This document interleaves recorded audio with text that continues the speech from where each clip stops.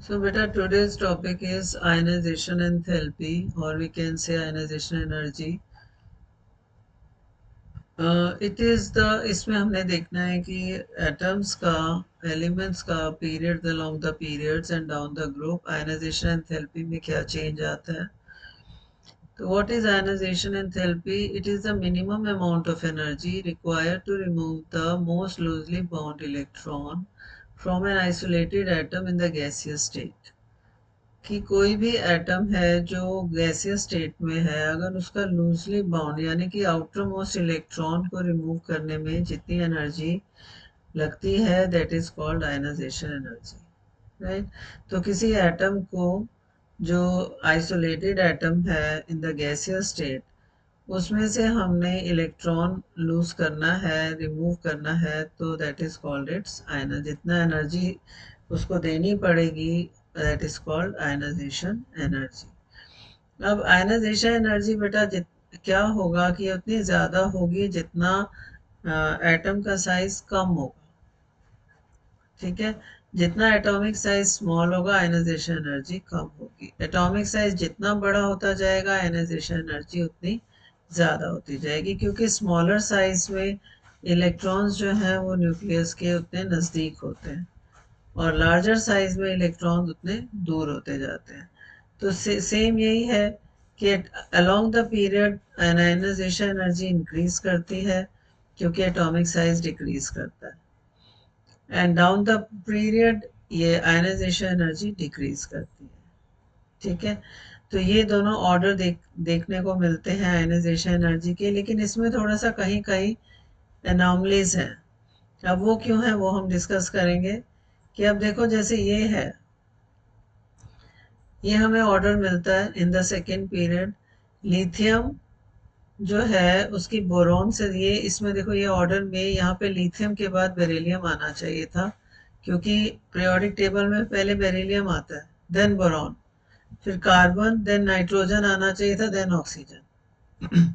तो ये जो बोरॉन और ऑक्सीजन की पोजीशन है, ये क्यों इस पहले है, इनके आयनाइजेशन एनर्जी बेरिलियम से क्यों कम है और ऑक्सीजन की नाइट्रोजन से क्यों कम है, तो ये हम डिस्कस करेंगे यहाँ पे. इसके लिए हमें इनका इलेक्ट्रॉनिक कॉन्फ़िगरेशन देखना है. बेरिलियम का ये कॉन्फ़िगरेशन है, बोरॉन का ये कॉन्फ़िगरेशन है. होप आपको कॉन्फ़िगरेशंस तो आप लिख ही सकते हैं, क्योंकि सारा आपको लास्ट वीडियोस में एक्सप्लेन कर चुकी हूँ मैं. तो इसमें देखो बेटा, यहाँ पे जो इलेक्ट्रॉन रिमूव करना है हमने, यहाँ पे इलेक्ट्रॉन रिमूव होगा 2s2 से, s ऑर्बिटल से, और यहाँ पर p ऑर्बिटल से. तो s ऑर्बिटल से इलेक्ट्रॉन रिमूव करना डिफिकल्ट है. why? S orbital is nearer to the nucleus, and secondly it is completely filled. तो completely filled are more stable. तो जितने स्टेबल और जितना न्यूक्लियस के नज़दीक से इलेक्ट्रॉन रिमूव होगा, उसकी आयनाइजेशन एनर्जी ज़्यादा होगी. And now this is 2p1 है, सिंगल इलेक्ट्रॉन है, एंड कंपैरेटिवली अवे है, तो देयरफॉर इसके आयनाइजेशन एनर्जी कम है और इसके आयनाइजेशन एनर्जी ज़्यादा है, राइट. अब आ जाता है नेक्स्ट. यहाँ देखो, ऑक्सीजन में, ऑक्सीजन का क्या है कि नाइट्रोजन में के पास 7 इलेक्ट्रॉन्स है, इसका कॉन्फ़िगरेशन ये है, ऑक्सीजन ये एंड ऐसे. अब नाइट्रोजन का जो कॉन्फ़िगरेशन है ये हाफ फिल्ड है. आपने रूल मैंने आपको बताया था, half filled and completely filled are more stable.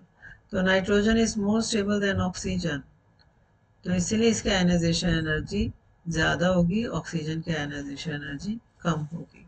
और बाकी फ्लोरीन तो नेचुरली फ्लोरीन का साइज फर्दर स्मॉल है, तो फ्लोरीन तो ऑक्सीजन से ज़्यादा होगा ही होगा, राइट.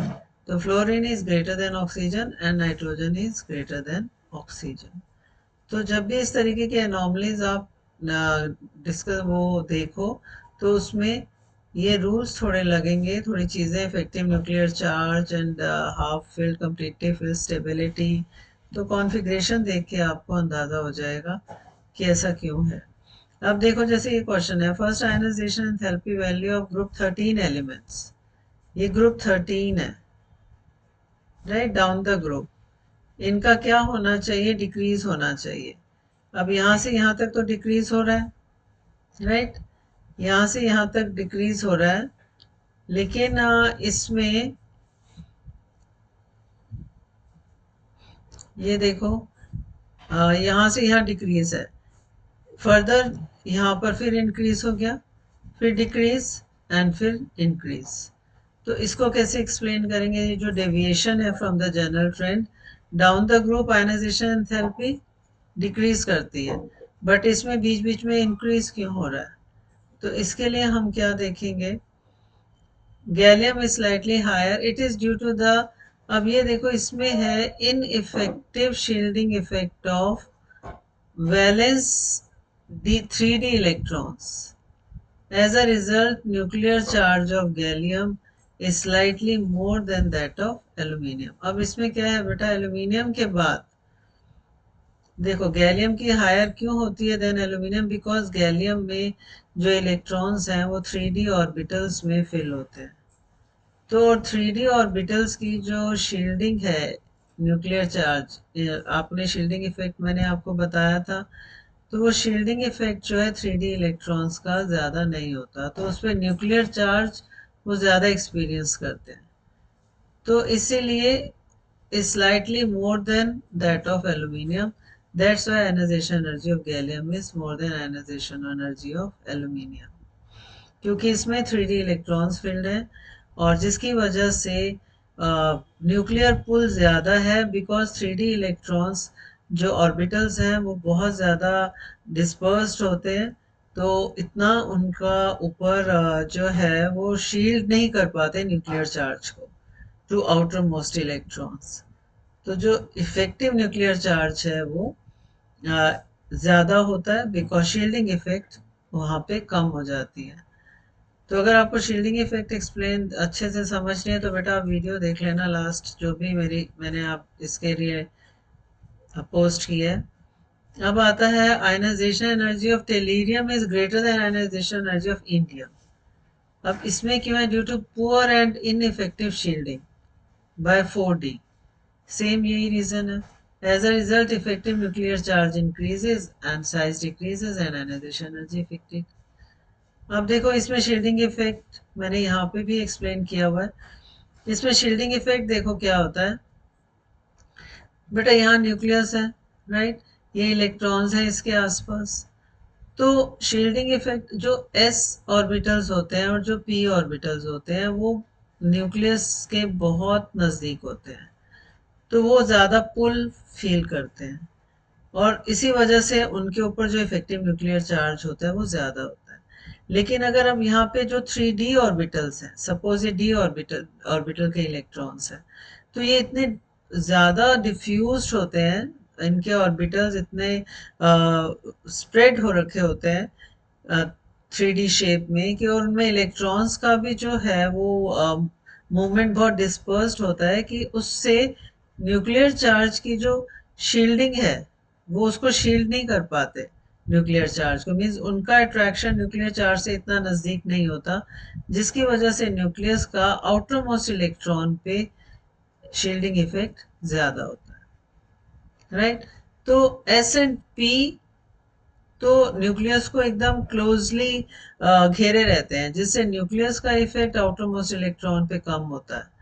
लेकिन बट 3D इलेक्ट्रॉन्स की वजह से अगर प्रोटॉन, यहाँ पे जितने इलेक्ट्रॉन ज़्यादा होते हैं उतने प्रोटॉन ज़्यादा हो जाते हैं, तो जो न्यूक्लियर चार्ज है 3D इलेक्ट्रॉन्स अगर होंगे, 4D इलेक्ट्रॉन्स होंगे, तो न्यूक्लियर चार्ज जो होगा उतना ज़्यादा effective nuclear charge outer most electron experience करेगा due to poor shielding of D electrons, right. तो ये जो शील्डिंग इफेक्ट है वो s ऑर्बिटल और p ऑर्बिटल का ज़्यादा होता है देन d और f orbital. d and f orbital जो है they have weak shielding effect because their orbital size are larger and they are more diffused than s and p orbital, and s and p orbital are very close to the nucleus and block nuclear charge exceptionally well. Clear? तो जहाँ पे भी d orbital electrons होंगे वहाँ पे effective nuclear charge ज़्यादा होगा और एटॉमिक साइज उतना कम होगा। क्लियर? तो बेटा हम नेक्स्ट वीक वीडियो में नेक्स्ट प्रॉपर्टी में एक्सप्लेन करूंगी आपको।